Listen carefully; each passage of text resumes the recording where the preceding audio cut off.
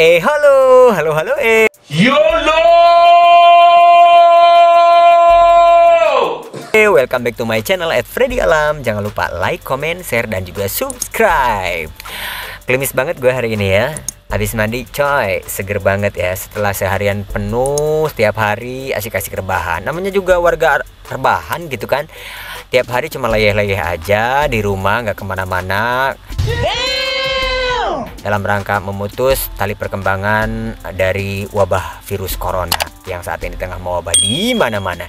Jadi guys, kita juga tergolong orang-orang yang harus bersyukur, karena kapan lagi kita bisa memberikan kontribusi terhadap kesehatan dunia gitu ya. Kalau dulu mungkin untuk menciptakan dunia yang aman, tertib, kita harus berperang dengan membawa senjata. Nah, sekarang kita berperang dengan rebahan di rumah aja.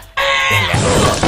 Oke coy, tapi buat mereka nih teman-teman gue yang masih sibuk juga untuk beraktivitas di rumah mau nggak mau gitu, karena harus menafkahi keluarga, ya kita ucapkan selamat berjuang dan tetap waspada dan hati-hati saja, tetap menjaga kesehatan supaya keluarga yang di rumah juga yang pastinya menanti sehat juga, karena sang kepala keluarganya juga sehat. Hey, that's pretty good.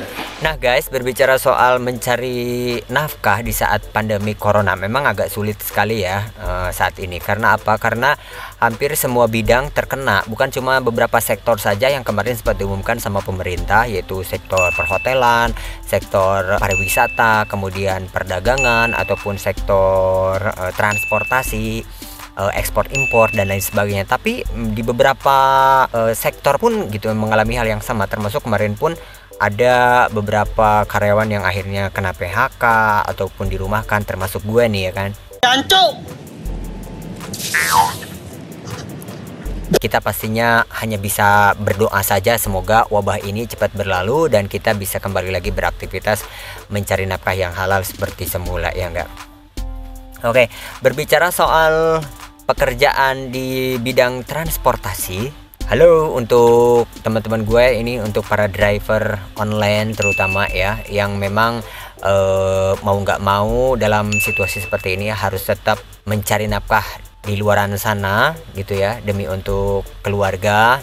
Di sisi lain juga punya kewajiban untuk mencicil kendaraan yang mereka mungkin ambil secara kredit gitu ya, di leasing.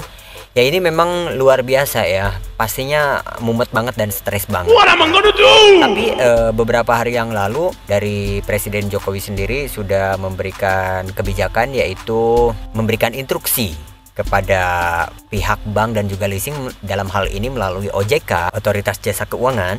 Jadi diharapkan untuk semua bank ataupun leasing pemberi kredit untuk memberikan keringanan kepada para debitur ataupun para nasabah yang memang melakukan kredit di tempat mereka gitu ya, termasuk para driver online ini, baik itu yang memiliki kreditan cicilan motor ataupun cicilan mobil. Kebijakan ini ternyata setelah diimplementasikan oleh beberapa leasing, ada beberapa yang masih juga ngeyel, ada yang tidak mengikuti, ada juga yang memang kebijakan yang dikeluarkannya berbeda-beda ya, tergantung dari kebijakan perusahaan mereka masing-masing ya. Jadi untuk para driver online yang saat ini mau mencoba untuk mengajukan keringanan ataupun restrukturisasi ataupun relaksasi kepada para leasingnya, sepertinya harus mengikuti cara-cara seperti ini.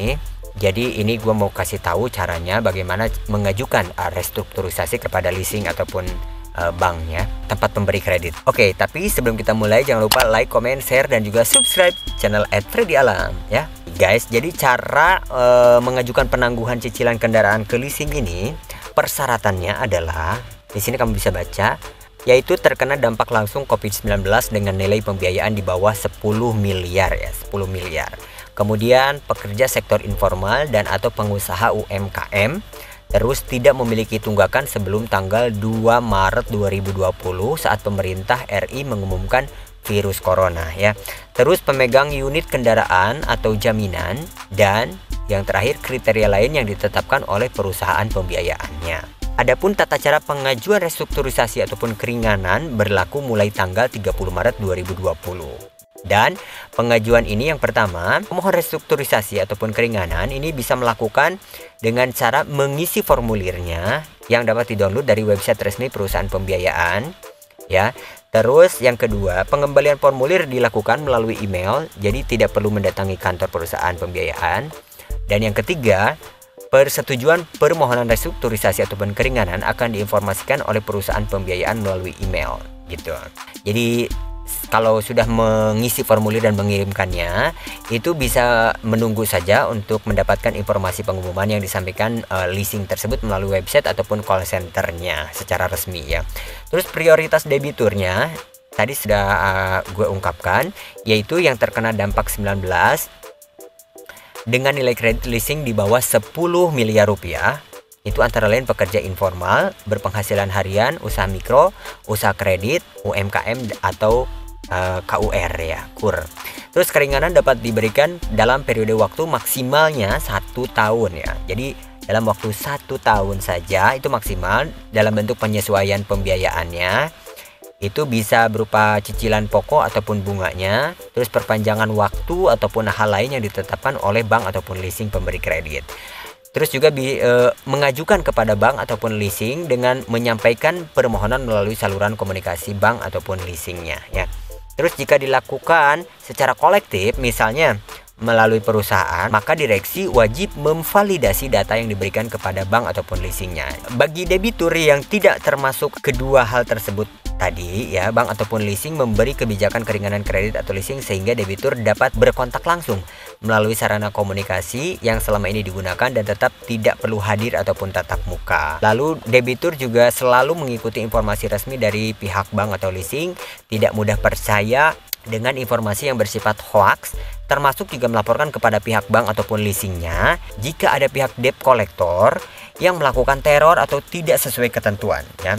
Terus dapat juga melaporkannya langsung ke OJK ya, Otoritas Jasa Keuangan, lewat teleponnya di 157 ya, 157 oke, atau WA di 081 157 157 157. Sekali lagi ini nih ya. Atau boleh juga email ke konsumen@ojk.go.id ya ini, atau bisa isi formulir di ini nih, https://konsumen.ojk.go.id, atau bisa juga mengadukan ke waspadainvestasi@ojk.go.id. Nah, jangan lupa sebutin nama kamu, kemudian juga perusahaan kamu, bank leasingnya apa gitu, dan masalah yang dihadapinya apa. Atau bisa juga melaporkannya langsung ke websitenya OJK ke sini. Keringanan kredit ataupun leasing ini dilakukan dengan penuh tanggung jawab oleh para pihak, baik debiturnya maupun bank ataupun leasingnya. Nah, di sini gue juga punya beberapa daftar nama-nama leasingnya yang juga turut ikut serta memberikan restrukturisasi ya. Ada FIF, ada UOM, ada Mandiri Tunas Finance, ada Chandra Sakti Utama Leasing ya. Pokoknya macam-macam. Ini banyak banget pemberi kreditnya. Dan gue mau contohin salah satunya, yaitu di Adira ya. Bagaimana kamu caranya mengajukan restrukturisasi ke Adira Finance ya. Kamu tinggal buka saja di sini. Gua mau coba kasih contoh. Misalnya kamu buka Google aja di handphone ataupun di laptop kamu, lalu ketikkan di kolom pencariannya Adira Finance ya, seperti ini. Lalu akan muncul website resminya dari Adira Finance. Ingat guys, tidak semuanya website dari leasing ini update ya. Ada beberapa di antaranya yang tidak update, walaupun mereka sama-sama memberikan kesempatan untuk restrukturisasi para debiturnya, hanya memberikan informasinya melalui customer service-nya. Itu tergantung kebijakan dari para leasingnya ataupun banknya ya. Kalau Adira Finance ini gue sudah pernah buka dan cukup update ya. Ini website resminya dari Adira Finance. Jadi kalau kamu misalnya dari leasing yang lain, silahkan juga membuka website resminya dari leasing tersebut ya. Caranya kamu di kolom pencarian di sini bisa klik, lalu kamu ketik restrukturisasi ya, lalu enter. Nah, di sini kamu bisa lihat. Nah, kamu klik yang paling kiri ini, bisa juga yang tengah tata cara restrukturisasi, dan yang ini restrukturisasi dampak COVID-19. Jadi kamu bisa buka dulu yang tengah baru ke sini ya. Kita buka yang tengah dulu. Nah, ini di sini lebih lengkap secara detailnya dijelaskan bagaimana tata cara pengajuan restrukturisasi dampak Covid-nya ya. Siapa saja yang berhak, kemudian bagaimana cara mengajukan restrukturisasinya ya. Jadi untuk formulirnya di sini kamu tidak perlu ngeprint out, tapi cukup saja ngeklik download di sini formulir ini ya. Lalu kamu klik dan lalu kamu isi. Lalu tinggal klik tombol kirim, langsung terkirim kepada Adira. Jadi lebih gampang ya. Oke, ini dia langsung masuk ke formulirnya. Formulirnya seperti ini. Jadi kamu tinggal mengisi saja di sini permohonan program restrukturisasi. Isi nama lengkap kamu siapa, wajib diisi ya. Kemudian nomor KTP, alamat lengkapnya di mana. Kemudian juga kode pos, nomor telepon, email, alamat email kamu, nomor polisi kendaraannya berapa ya, tulis. Terus nomor perjanjian pembiayaan kontraknya nomor berapa ya. Lalu dicentang di sini, dicentang lalu kirim ya. Ini otomatis akan terkirim langsung ke pihak Adira Finance-nya. Jadi kamu tinggal menunggu saja informasi dari Adira baik melalui email kamu ataupun nanti dihubungi oleh customer service-nya ya.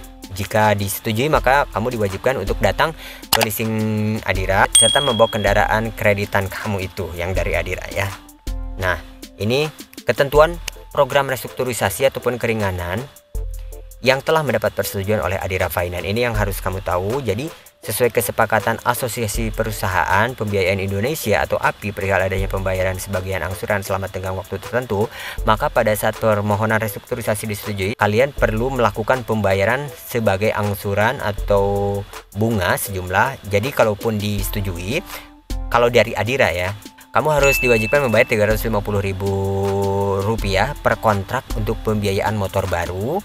Nah, terus Rp250.000 per kontrak untuk pembiayaan motor bekas. Terus Rp1.500.000 per kontrak untuk pembiayaan mobil baru.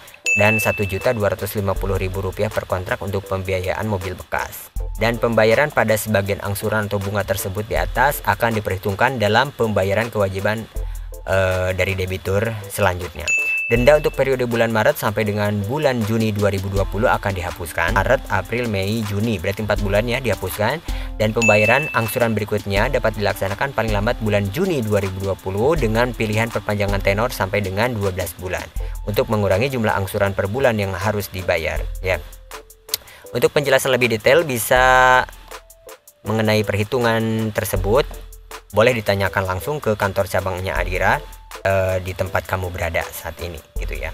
Dan ketentuan ini dapat berubah dengan pemberitahuan lebih lanjut. Nah, program ini berlaku dari mulai bulan April 2020 sampai bulan Mei 2020. Jadi cuma 2 bulan saja sih sebenarnya ya berlakunya. Ini kalau dari Adira ya, nggak tahu kalau misalnya dari leasing yang lainnya karena setiap leasing kebijakannya kadang berbeda-beda ya. Kamu bisa membaca sendiri di websitenya Adira Finance beberapa ketentuan umum lainnya dan informasi penting lainnya, dan bisa juga ke 1500511 atau email ke customer@adira.co.id. Itu salah satu contoh yang gua coba kasih, yaitu cara mengajukan restrukturisasi untuk cicilan kendaraan ya ke leasing ya, salah satunya ke Adira Finance. Oke, semoga sedikit tidaknya bisa meringankan beban kalian terutama untuk driver online ya yang punya cicilan motor ataupun cicilan mobil ya yang saat ini mungkin kena dampak dari COVID-19 ini. Oke guys, jadi itu saja informasinya, mudah-mudahan bermanfaat. Kalau kamu suka, like, comment, share, dan juga subscribe channel kesayangan kita ini @freddy_alam ya. Bunyikan juga lonceng notifikasinya dong supaya tidak ketinggalan informasi-informasi lainnya dari updatean video gue berikutnya. Cuma di channel @freddy_alam. Terima kasih. Sampai jumpa. Bye.